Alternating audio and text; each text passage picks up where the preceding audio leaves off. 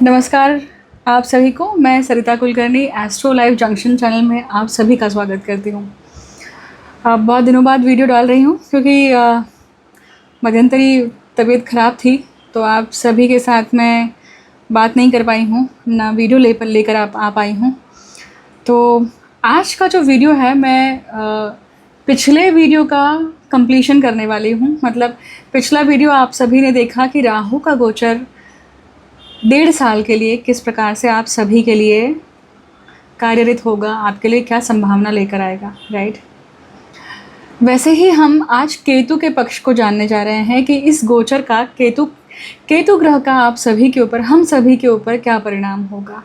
ठीक है, मैं मोस्टली मेरे वीडियोस को प्रारब्ध के तौर पर आप सभी के साथ में सूत्र या सभी ऋषि मुनियों के जो बेस लाइंस हैं, सूत्र है, डिक्टम है, उनके आधार पर आपके साथ में शेयर करती हूँ। मेरा खुद का कोई भी ऐसा नॉलेज नहीं है। तो हमारे ऋषि मुनियों ने इतना कुछ लिख के रखा हुआ है कि वही आपके सामने प्रेजेंट कर रही हूँ, वो आपके सामने सूत्र रखने का प्रयास कर रही हूँ। वो सूत्र सभी पे लागू होते हैं ऐसा नहीं है। आज हम जैसे केतु ग्रह के बारे में बात करने वाले हैं।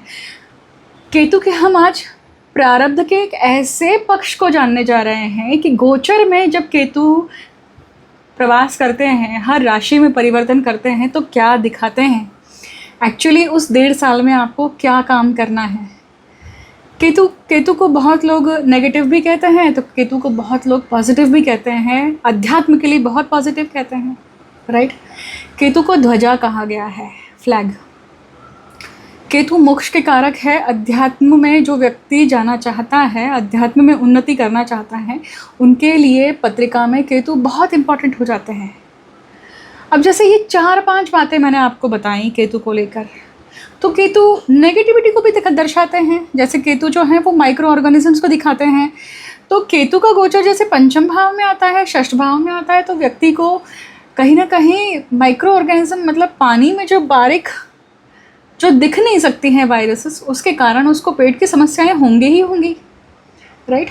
तो एक ही ग्रह है, वो ग्रह अलग अलग पद्धति से सबके पत्रिका में काम करते हैं। आपकी मेरी पत्रिका में जैसे केतु ग्रह है, वैसे ही मोदी जी की पत्रिका में है, वैसे ही विवेकानंद जी की पत्रिका में था, वैसे ही राम जी के पत्रिका में था, वैसे ही कृष्ण जी के पत्रिका में भी था।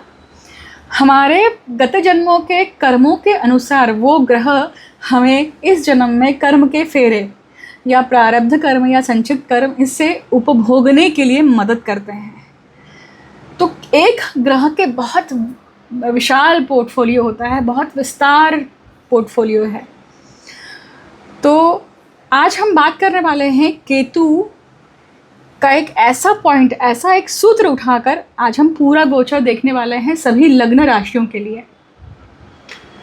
तो केतु जो है वो दिशा दिखाते हैं कि इस दिशा में प्रारब्ध कर्म को पूर्ण करना है।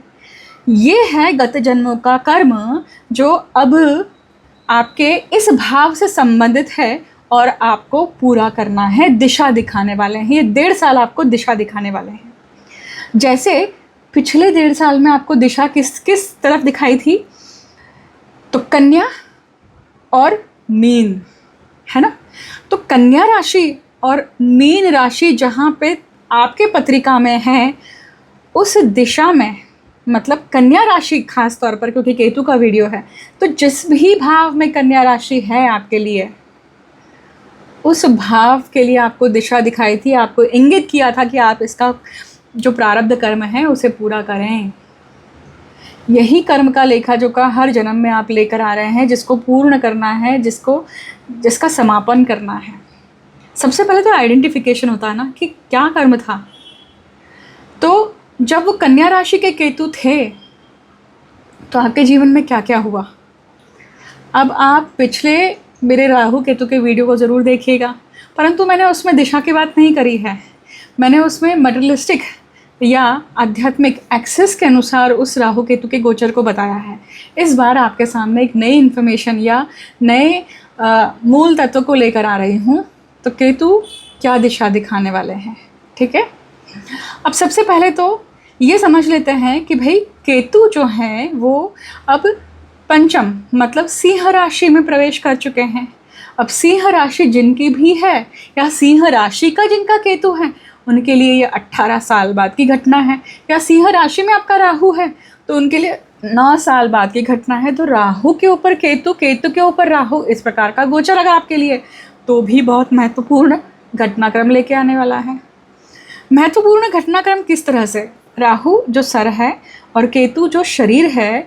अब सर को शरीर मिल गया है, शरीर को सर मिल गया है, मतलब पूर्ण राहु केतु पूर्ण स्वर भानु एक्सेस में काम करने वाले हैं, अपने अभीष्ट की पूर्तता करने वाले हैं। जिनके ऊपर राहु के ऊपर केतु का और केतु के ऊपर राहु का गोचर है उनके लिए। अब जिनका केतु के ऊपर केतु का गोचर है मतलब जन्मस्थ पत्रिका में आपके केतु है, उनके लिए क्या होगा, है ना?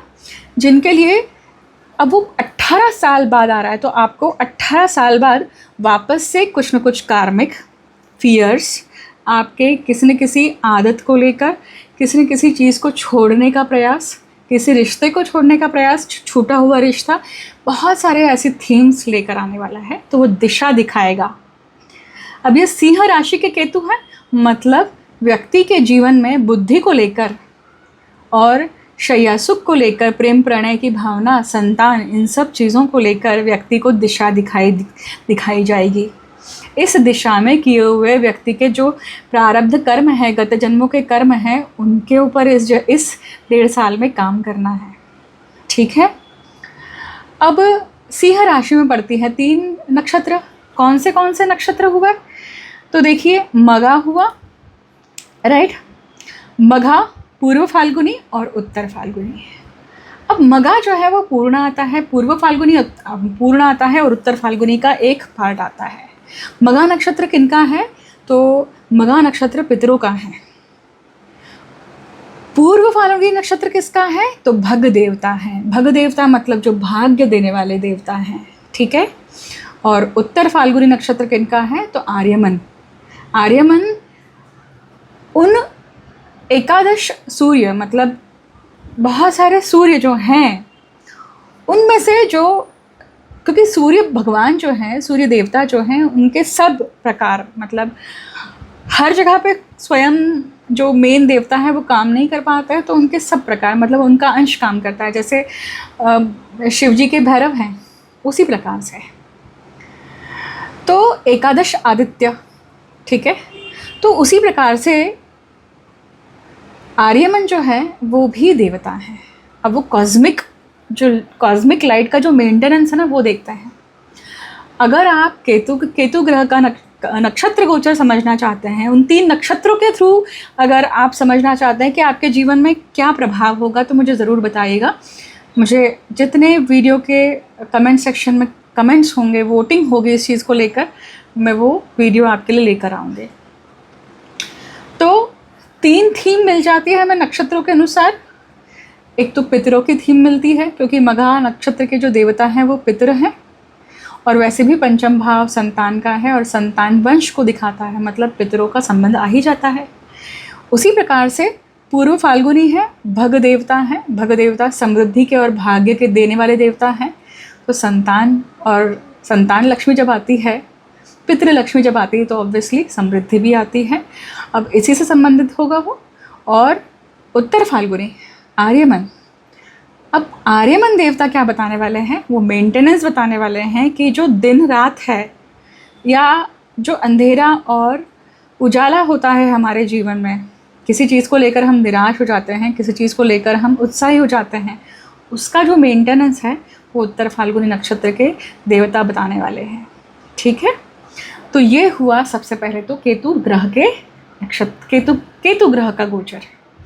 अब आज हम 12 लग्नों के अनुसार समझने वाले हैं कि केतु ग्रह जो है, थीम क्या रहेगी आज के वीडियो की? केतु दिशा दिखाने वाले हैं, बाकी किसी भी सूत्र पे हम बात नहीं करने वाले हैं। ठीक है। इस एक सूत्र को लेकर गोचर में हम प्रारब्ध कैसे देखने वाले हैं, उसके अनुसार 12 लग्नों के लिए क्या प्रभाव रहेंगे, मतलब जहां आपके केतु बैठे हैं उस अनुसार मैं दिशा दिखाने वाली हूँ, दिशा बताने वाली हूँ कि कहाँ आपको प्रारब्ध के कर्म पूर्ण करने हैं। What is need to be done in this 1.5 years। ठीक है। तो सबसे पहले बात करते हैं मेष लग्न की। अब मेष लग्न के लिए केतु का गोचर कहाँ हो रहा है? पंचम भाव में हो रहा है। पंचम भाव में हमें केतु 1.5 साल के लिए क्या दिशा दिखाने वाले हैं? तो केतु जो है पंचम भाव में बैठकर, पंचम भाव बुद्धि का है, मेनली संतान पक्ष का है, और आपके शैया सुख की जो क्रिया होती है उसका है, प्रेम प्रणय का है, पूर्व पुण्य का है। अगर हम मोटे तौर पर बात करें कि कहाँ किस दिशा में काम करना है, किस दिशा का प्रारब्ध पूर्ण करना है, तो आप देखेंगे कि पंचम भाव बुद्धि का है। मतलब गत जन्मों में आपने जो भी बौद्धिक रूप से कर्म किया था, मतलब बुद्धि यूज़ करके व्यक्ति जब अपना फ़ायदा नुकसान करता है या फ़ायदा या अपने हित में कोई कार्य करता है बुद्धि लगाकर, तो वो बौद्धिक कर्म हुआ, राइट। तो मतलब बौद्धिक कर्म हुआ, इसका अर्थ है कि बुद्धि से जितने लोगों को आपने बेवकूफ़ बनाया हो या किसी को मदद की हो तो अच्छा मिलेगा, किसी को नुकसान किया हो तो उस नुकसान की भरपाई करनी पड़ेगी। मतलब आप अपनी बुद्धि के कारण या किसी और की बुद्धि के कारण आपका नुकसान या आपका फ़ायदा दोनों होगा, राइट। अब आपके जन्मस्थ केतु किस प्रकार से है उसके अनुसार ये तय होता है। तो अब ये बुद्धि का कर्म सभी जगह पे आ जाता है, घर में आ जाता है, कुटुंब में आ जाता है, संतान पक्ष को लेकर आ जाता है, राइट। प्रेम प्रणय की भावना को लेकर आता है। प्रेम में आपने किस प्रकार से बौद्धिक कर्म करके अपना हित देख लिया, सामने वाले का नुकसान कर लिया, इस प्रकार की बहुत सारी चीज़ें आती हैं। देखिए, मंथन करेंगे, शांति से सोचेंगे तो आपको बहुत सारी चीज़ें समझ में आने लगेगी। इसके लिए ना पिछला गोचर याद करिएगा। कन्या राशि में जब ये केतु थे तो आपके साथ क्या हुआ? रोग राई आई, क्या छूटा? नौकरी छूटी, क्या छूटा? कौन सी चीज़ के ऊपर आपको देना पड़ गया? तो केतु ने दिशा दिखाई होगी तो आपको समझ में आएगा। और ज़रूर अगर आपको ये पॉइंट ध्यान में आता है तो वीडियो के कमेंट सेक्शन में बताइएगा मुझे, है ना। आपका पिछले 1.5 साल का अनुभव भी लिखिएगा। अब बात करते हैं वृषभ के लिए। अब वृषभ राशि के लिए देखिए, अब देखिए वृषभ राशि के लिए ये केतु कहाँ गोचर कर रहे हैं? तो ये गोचर कर रहे हैं आपके चौथे भाव में। चौथा भाव मोटे तौर पर क्या है? तो चौथा भाव आपका सुख का है, माता का है, आपके घर का है।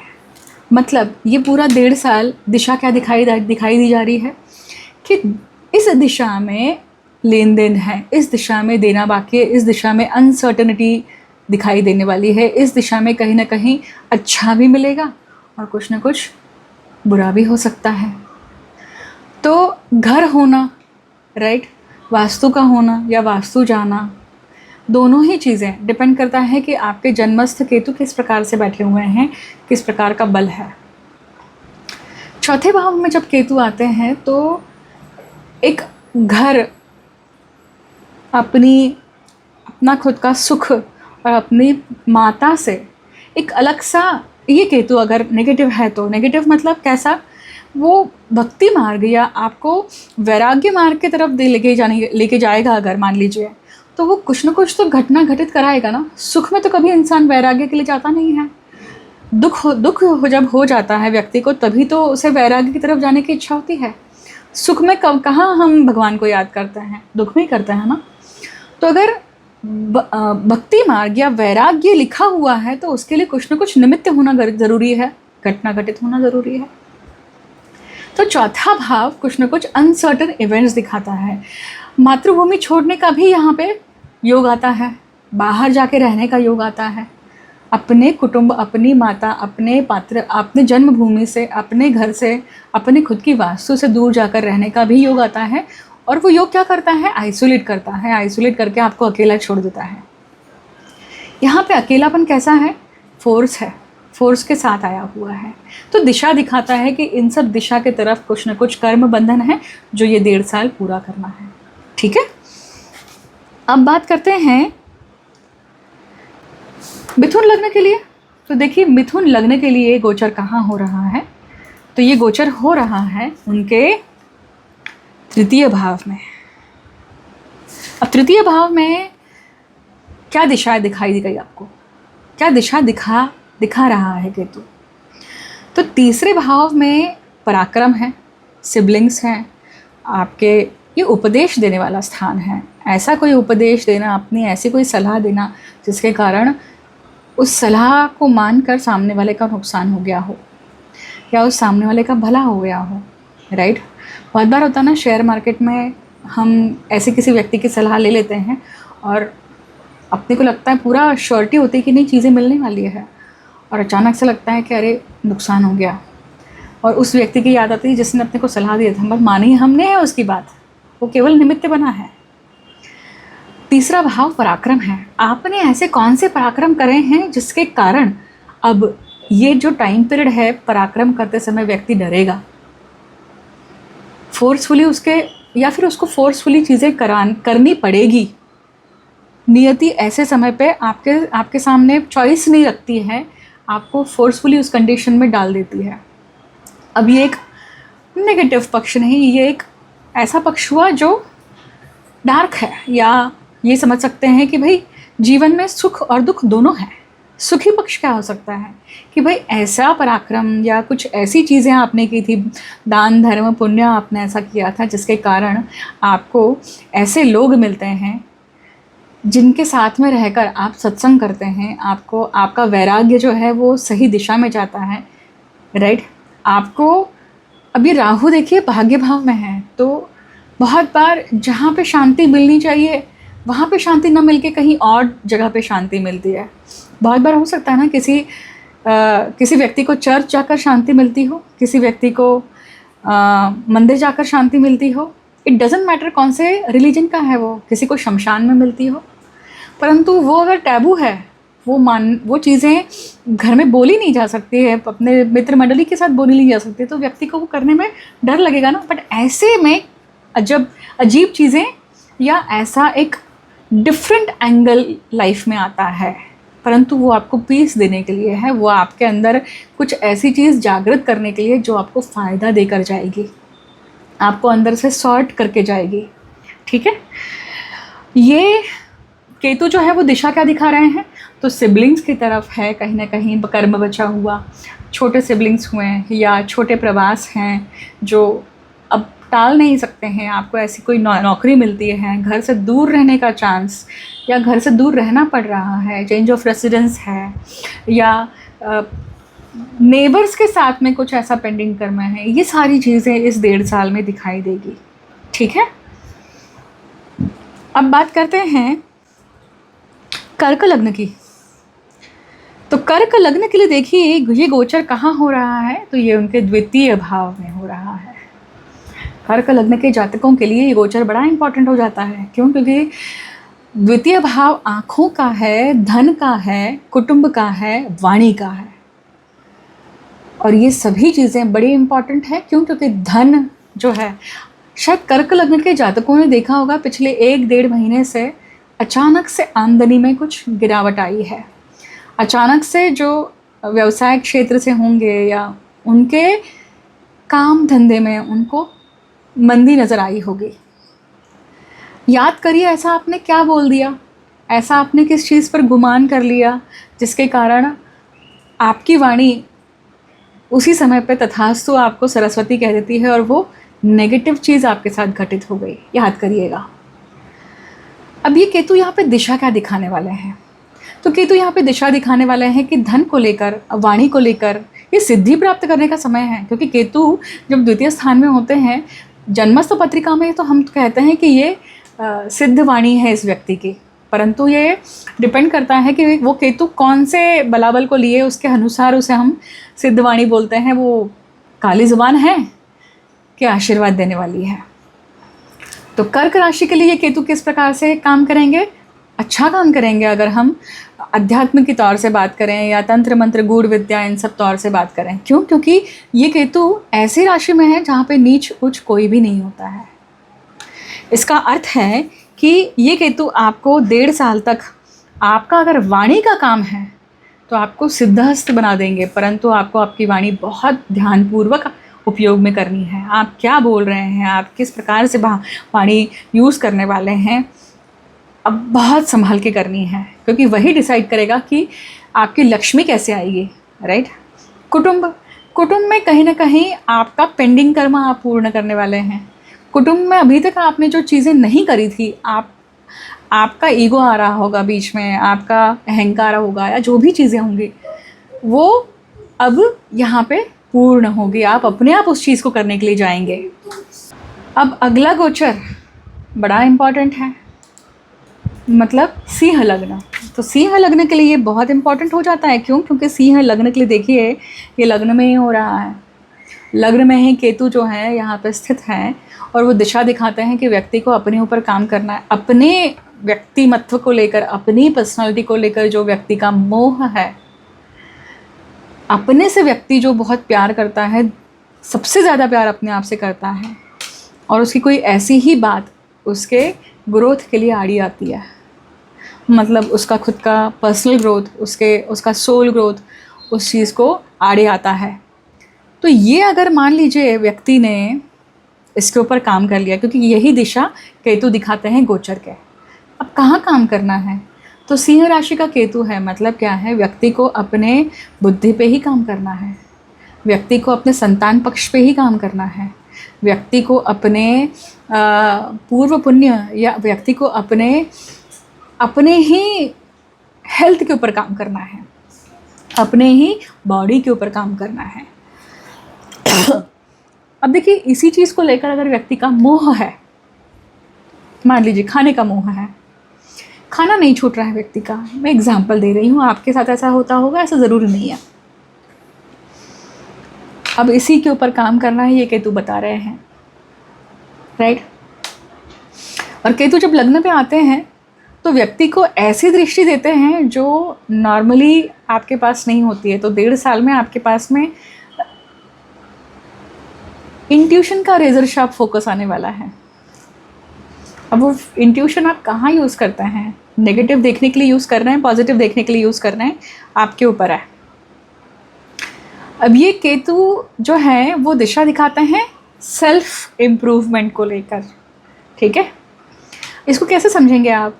तो कन्या राशि का जो आपका केतु था ना, तो पिछला 1.5 साल कैसा गया, आपको दिशा दिख जाएगी कि मैंने पिछले 1.5 साल किस किस के ऊपर काम किया, मुझसे किन किन एस्पेक्ट्स पे चीज़ें कंप्लीशन हुई। अचानक से मेरे सामने क्या आया? धन को लेकर आया है क्या? कुटुंब को लेकर आया है क्या? तो ये नोटिस करिए और उसके ऊपर काम करिए, ठीक है। अब हम बात करेंगे कन्या की। तो कन्या लग्न देखिए, कन्या लग्न के लिए ये केतु कहाँ गोचर कर रहा है? तो ये व्यय भाव में कर रहा है। जब केतु व्यय भाव में आते हैं तो जातक के लिए निद्रा, उनके ऊपर निद्रा देवी प्रसन्न नहीं रहती है इस पूरे गोचर में। देखिए व्यय भाव के केतु के लिए क्यों? क्योंकि ऐसे समय पे व्यक्ति ना अपने गत जन्मों के आध्यात्मिक पक्षों से जुड़ने का प्रयास करता है नींद में। मतलब एस्ट्रल ट्रैवलिंग करिए, सूक्ष्म शरीर विचरण कहिए, ये सारी चीज़ें ना बढ़ती हैं। मतलब सुबह उठने के बाद में ऐसा लगता है कि कितना थका हुआ है शरीर, ऐसा लगता है कि आप पहाड़ चढ़ के आ रहे हैं। ऐसा होता होगा या ऐसा होना शुरू हो गया होगा। आंखें थकी हुई रहेंगी, आँखों में कुछ ना कुछ दिक्कत रहेगी, कानों में दिक्कत रहेगी। ऐसा लगेगा कि आपने बहुत ज़्यादा काम कर लिया और रेस्ट चाहिए। सोने के बाद भी ऐसी स्थिति है। तो यहाँ पे आपका जो सप्त शरीर है, सप्त शरीर में से कारण शरीर, सूक्ष्म शरीर काम करता है ऐसे समय पे। अब ये केतु दिशा क्या दिखाता है?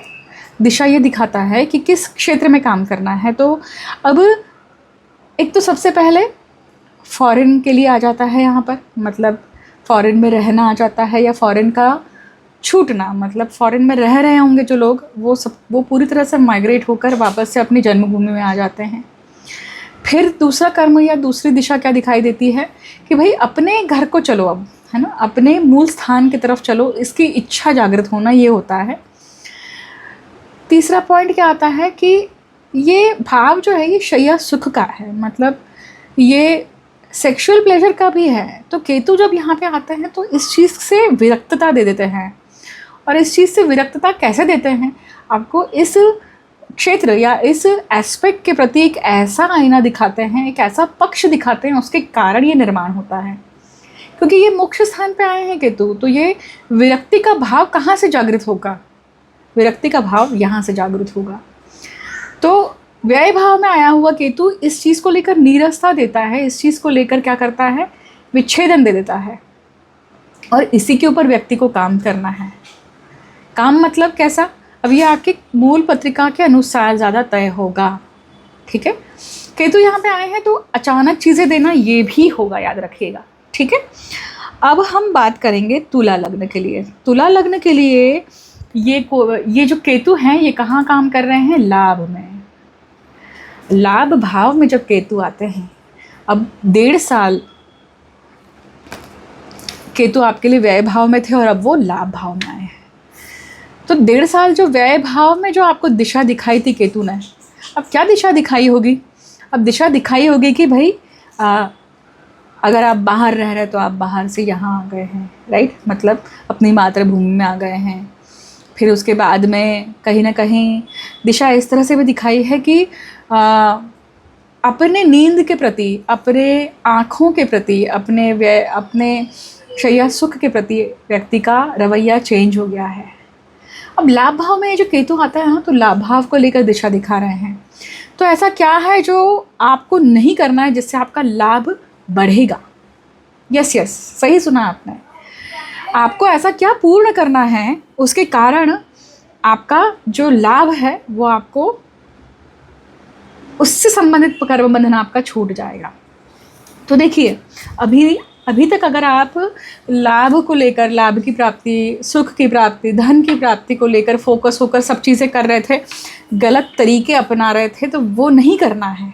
एक दूसरा, प्रारब्ध के अनुसार बात करें तो spouse and family, contact circle, मित्र मंडली या इन सब चीज़ों को लेकर अगर व्यक्ति ने कुछ ना कुछ कर्म ऐसा किया है जो उसे छोड़ देना चाहिए, उसका मोह छोड़ देना चाहिए, और उसके मोह छूटता नहीं है, तो क्या होगा?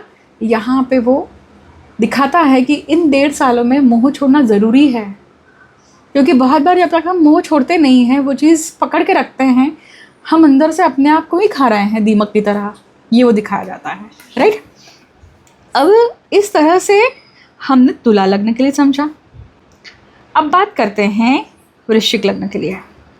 वृश्चिक लग्न के लिए गोचर कहाँ हो रहा है? तो देखिए, वृश्चिक लग्न के लिए गोचर हो रहा है उनके कर्म भाव में। कर्म भाव में वृश्चिक लग्न के लिए जब आता है केतु, तो कर्म में लेकर विभक्तता आ जाती है। कर्म में कहीं ना कहीं इंटरप्शन ज़रूर आते हैं। मतलब इस 1.5 साल में कहीं ना कहीं जॉब को लेकर, काम को लेकर, किसी न किसी प्रकार, हर प्रकार के कर्म को लेकर इंटरप्शन आना, अनसर्टनिटी बने रहना, अचानक से चीज़ें होना। अब ये क्यों हुई है? जब बैलेंस करना हो ना, एक व्यक्ति अगर मान लीजिए बहुत ज़्यादा वर्कोहलिक हो और उसने, अगर वो न्याय नहीं कर रहा है अपने घर वालों के साथ में, अपने जो घर की लाइफ को अगर प्रॉपर से मेंटेन नहीं कर रहा है, तो क्या होगा? अचानक से नियति उसको ब्रेक पे डाल देती है और व्यक्ति को लगता है मुझे ब्रेक मिल गया, बाप रे मैं कब कैसे करूँगा, मुझे नौकरी मिलेगी कि नहीं मिलेगी। बट जैसे वो उस टाइम के थ्रू जाता है तो उसके साथ में कुछ अच्छी चीज़ें भी घटित होती है। बहुत सारे जो जॉबलेस लोग होंगे या जिनकी जॉब छूटी होगी और जॉब छूट कर नए लगने में 3-4 महीने का टाइम पीरियड जो गया होगा ना, उनको ये अंदाज़ आया होगा कि उस 3-4 वो महीने जो है वो एक रेजुनेशन पीरियड भी होता है, अगर आप उसकी पॉजिटिव साइड लेकर चलते हैं तो। दशम भाव का केतु जो है वो कर्म को लेकर नीरसता भी देता है। मतलब एक्चुअली आप जिस चीज़ के लिए इंटरेस्टेड है वो काम चल के नहीं आ रहा है, ऐसा काम आ रहा है जिसमें आप इंटरेस्टेड नहीं है और वो आपको काम करने के लिए बाध्य किया जा रहा है। इस तरह की एक सिचुएशन बनती है लाइफ में। ऐसे में क्या करना है? अपनी मति नहीं चलानी है, अपनी इच्छा नहीं रखनी है। ईश्वर ने ऐसा मौका दिया है, करो, आगे बढ़कर उस चीज़ को कर लो, उस काम को करके ख़त्म कर दो, वो समय निकाल लो। आप देखेंगे उसका फल आपको आगे चल के बहुत अच्छा मिलता है। मन मार के आपने कोई काम कर लिया, आपको you were not suppose to, और you don't want to do it, आपने कर लिया, आप देखेंगे वो काम जब ख़त्म हो जाता है या वो चैप्टर जब ख़त्म हो जाता है, उसका रिजल्ट बाद में आपकी लाइफ में एक अलग ही चेंज आता है, उसमें बहुत अच्छा चेंज आता है वो। अब बात करेंगे धनु लग्न के लिए, ठीक है। धनु के लिए देखिए ये गोचर कहाँ हो रहा है, तो धनु के लिए गोचर हो रहा है आपके भाग्य भाव में। भाग्य भाव में केतु है तो भाग्य की तरफ दिशा दिखाते हैं। मतलब इतने समय से, इतने जन्मों से जो रिलीजियस पाथ आपने छोड़ दिया था, या आपको आपके कुटुंब से जो रिलीजियस पाथ मिला था, जो गुरु मिले थे, उसके प्रति आपका एक रवैया जो रहा होगा, वो जो आपने छोड़ दिया होगा। बचपन में मम्मी पापा कह रहे हैं इसलिए व्यक्ति कर लेता है, बट जैसे ही उसकी खुद की बुद्धि सक्षम हो जाती है, रैशनल थिंकर बन जाता है, तो वो छोड़ देता है वो पाथ। उसको लगता है कि अब मुझे नहीं लगता है कि ये मुझे करना चाहिए। उसका एग्जिस्टेंस आ जाता है, व्यक्ति का खुद का एग्जिस्टेंस आ जाता है। यहाँ वो केतु दिखा रहा है भाग्य भाव में कि वो जो एग्जिस्टेंस है ना, उस एग्जिस्टेंस पे काम करना है। मतलब जो आपने छोड़ा था और वो सही था आपके लिए, उसे वापस बहुत बार वो चीज़ रिज्यूम हो जाएगी। जो आपके बिलीफ सिस्टम थे रिलीजियस चीज़ों को लेकर, वो वापस से लिखे जाएंगे, वापस से रिन्यू होंगे, रिवाइज होंगे। भाग्य भाव में केतु काफ़ी विरक्ति या आध्यात्मिकता की तरफ लेके जाता है। क्या है आध्यात्मिकता, क्या है रिलीजियसनेस? ये बहुत बड़ा गहन प्रश्न है, हर एक की डेफिनेशन अलग है। क्योंकि आध्यात्मिकता किस प्रकार है, या आध्यात्मिकता का रियल रीज़न क्या है, या आध्यात्मिकता किसे कही जाती है, हर व्यक्ति का अपना एक अलग डेफिनेशन है। उसके वो बचपन से जो चीज़ें देखता आ रहा है, उसके सराउंडिंग जैसी एटमॉस्फेयर है, उसके अनुसार उसकी आध्यात्मिकता का डेफिनेशन बनता है। और वो हर एक का एक जैसा हो ज़रूरी नहीं है, अलग ही होता है मोस्ट ऑफ द टाइम। आप किसी साधु संत से पूछेंगे तो उसकी आध्यात्मिकता की डेफिनेशन अलग है। वो दृष्टा भाव को, जहाँ पे ह्यूमनली इमोशंस जो हैं, उस इमोशंस का वो गुलाम नहीं होता है, उसको वो आध्यात्मिकता बोल सकता है। किसी के लिए आध्यात्मिकता ये हो सकती है कि मैं 2 घंटे सुबह पूजा करता हूँ, शाम को भी पूजा करता हूँ, मैं बहुत आध्यात्मिक हूँ। हर एक की आध्यात्मिकता की डेफिनेशन अलग है। ये सारी चीज़ें आपको दिखाई जाएगी, आपका ऑब्जर्वेशन या आपका चिंतन मनन इस तरफ जाएगा। अभी केतु कहीं ना कहीं विभक्तता देता है पिता तुल्य लोगों से, पिता से। इन सब चीज़ों के कारण भी कहीं ना कहीं कुछ घटनाक्रम आ सकती है। तीर्थ क्षेत्र जाकर आपको बहुत सारे नए अनुभव मिलेंगे, इसकी भी संभावनाएं हैं। दिशा मिलेगी, नए गुरु की प्राप्ति हो सकती है, इसकी भी संभावना है, राइट। अब हम बात करते हैं मकर लग्न की। अब मकर लग्न के लिए देखिए ये गोचर कहाँ हो रहा है, अष्टम भाव में हो रहा है। अष्टम भाव में केतु आते हैं तो वो केतु यहाँ पे गुप्त चीज़ों को, या जो दबी हुई चीज़ें हैं, राइट, उन सब चीज़ों को बाहर लेकर आने वाले हैं, सतह पर लेके आने वाले हैं। आपके जो भी इमोशंस हैं, अष्टम भाव निज दोषों का भी है, तो दिशा क्या दिखाई दे रही है, जो अंधेरे में चीज़ें हैं वो बाहर आने वाली है। अष्टम भाव कॉन्स्पिरेसी का भी है, षड्यंत्रों का भी है।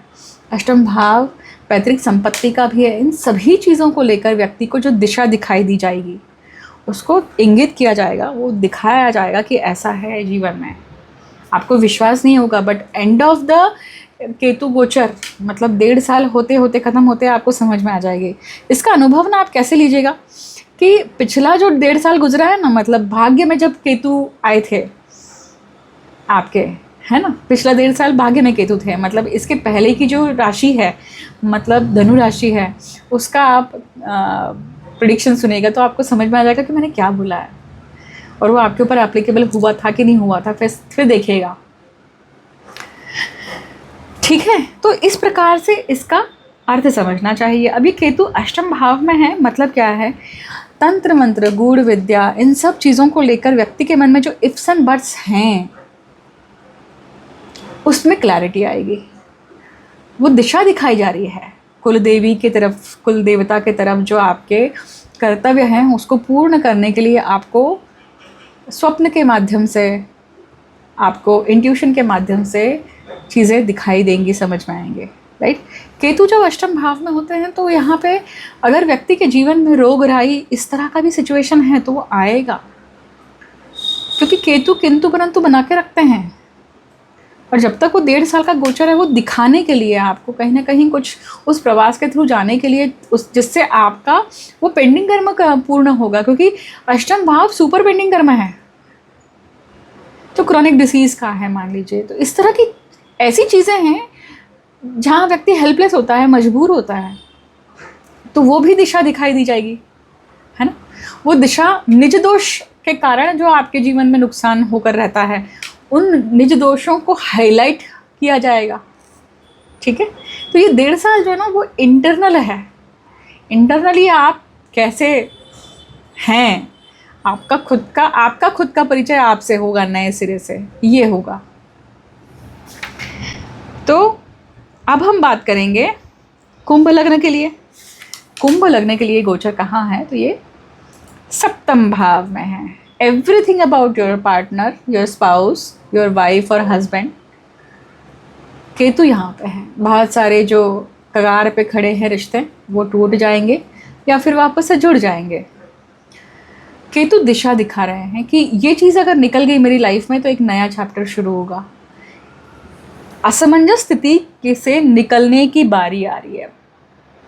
सप्तम भाव में केतु का होना, जब हम नेगेटिव साइड को देखते हैं ना तो केतु विभक्त करते हैं, विच्छेद करते हैं। वही केतु ना ऐसी चीज़ों को दिखाते हैं, ऐसे पक्षों को दिखाते हैं हस्बैंड वाइफ के रिलेशनशिप में कि अगर आपने उस घूंट को पी लिया, उस विष को पी लिया तो लाइफ इज़ गुड।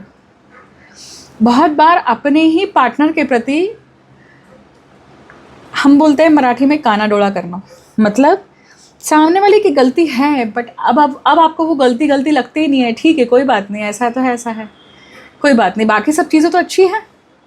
व्यक्ति का नज़रिया बदल जाता है। केतु शांत कर देता है बहुत बार। केतु आपको वो चीज़ें दिखाता है जो आपने अभी तक देखे ही नहीं थी अपने पार्टनर में, अपने स्पाउस में, वो दिखा देता है। अच्छी बुरी दोनों हैं। अब किसे देखकर चलना है, किसे पकड़ के चलना है, वो आपके ऊपर है, राइट। अब यहाँ पे केतु एक और चीज़ आपको दिखा रहा है कि सप्तम भाव का केतु ये क्या करता है, नीरसता भी लाता है दाम्पत्य सुख में। दाम्पत्य सुख को लेकर व्यक्ति नीरस होना या व्यक्ति का अंतर मन में घुस जाना या अपने इंटरनल इंट्रोस्पेक्शन में जाना या बहुत बार रिलेशनशिप को एनालाइज करना, इसके प्रति भी जाता है, राइट। तो सप्तम भाव का केतु क्या करता है, अगर हम बिजनेस, व्यवसाय, इन सब चीज़ों की बात करें, सप्तम भाव ना यहाँ पे बिजनेस पॉइंट ऑफ व्यू को लेकर कोई एक चैप्टर ख़त्म होना, नया चैप्टर शुरू होना। बहुत बार कार्मिक चीज़ें भी होती हैं कि यार नहीं करना था इसके साथ में काम, फिर भी काम करना पड़ रहा है, you are force to do. किसी के अपनी पत्नी का कहा नहीं मतलब टाल नहीं सकते हैं, साले को लेना ही पड़ेगा, अपने व्यवसाय में उसको रखना ही पड़ेगा। कुछ ऐसी स्थिति है जो फोर्सफुल कंडीशन है। सप्तम भाव इतर लोगों का भी है, मतलब सभी लोग जिनसे आप बात करते हैं, मिलते हैं, उनके साथ में आपका संबंध मतलब एक डिस्कनेक्ट सा बन जाता है, एक डिस्कनेक्ट हो जाता है।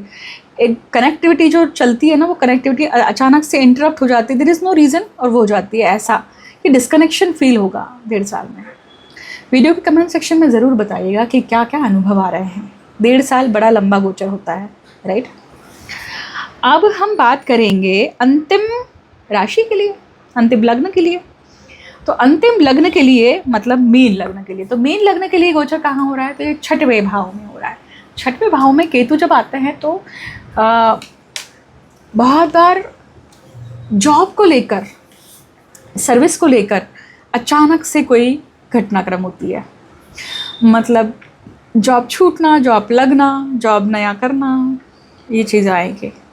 केतु 6वें भाव में है तो व्यक्ति को चैरिटी, व्यक्ति के घर में काम करने वाले जो लोग हैं, मेड्स हैं, उनके प्रति एक सॉफ्ट कॉर्नर बनना, उनके लिए काम करना, उनके लिए खड़ा होना, ये चीज़ होना। 6वें भाव का केतु रोग राई के लिए भी काम करेगा। यहाँ पे अब डिपेंड करता है कि आपके लिए केतु कैसा है पत्रिका में। दिशा क्या दिखाता है कि भाई 6वां भाव रोग, रिपु, ऋण, मतलब पेंडिंग कर्म को पूर्ण करने के लिए वो केतु सहायक होने वाले हैं। पेंडिंग कर्म अच्छा भी हो सकता है और बुरा भी हो सकता है, क्योंकि सुबह उठने से लेकर रात को सोने तक हम दोनों ही प्रकार के कर्म करते हैं ना, अच्छे और बुरे दोनों। अच्छे कर्मों को भोगने के लिए भी आना पड़ता है व्यक्ति को, तो बुरे कर्म को पनिशमेंट उसके भोगने के लिए भी आना पड़ता है। इसका अर्थ क्या हुआ? इसका अर्थ ये हुआ कि छठवें भाव का केतु आपको दोनों ही ऑप्शन या दोनों ही अपॉर्चुनिटीज़ देने वाला है। जब ये भोगने की बारी आती है तो वो पैसों को लेकर भी आएगा और शरीर को लेकर रोग राय भी आएगी। अब ये केतु कैसे हैं, अकेले बैठे हैं, किसके साथ में है, उसके अनुसार होता है।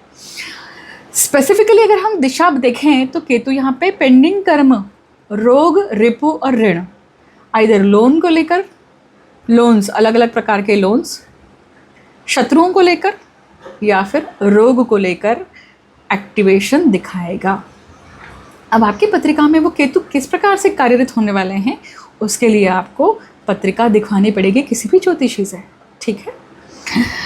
अब एक और चीज़, जब छठवें भाव में केतु होते हैं तो पेट से संबंधित भी समस्याएं आती हैं, क्योंकि केतु क्या है, माइक्रो ऑर्गेनिज्म है और अतड़ियों में ये प्रॉब्लम्स दिखाते हैं, अतड़ियों में कट्स दिखाते हैं, अल्सर के भी चांसेस दिखाते हैं।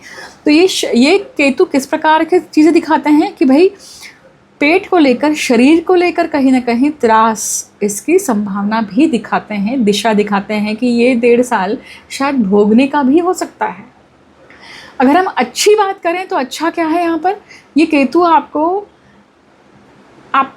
थैंकलेस जॉब्स करवाएगा, but at the end of the day, at the end of this गोचर आप कंटेनमेंट की तरफ चले गए होंगे। काम करके, मतलब लोगों को देकर कहीं ना कहीं आध्यात्मिकता की नई परिभाषा आत्मसात करने के लिए मिलेगी आपको, ठीक है।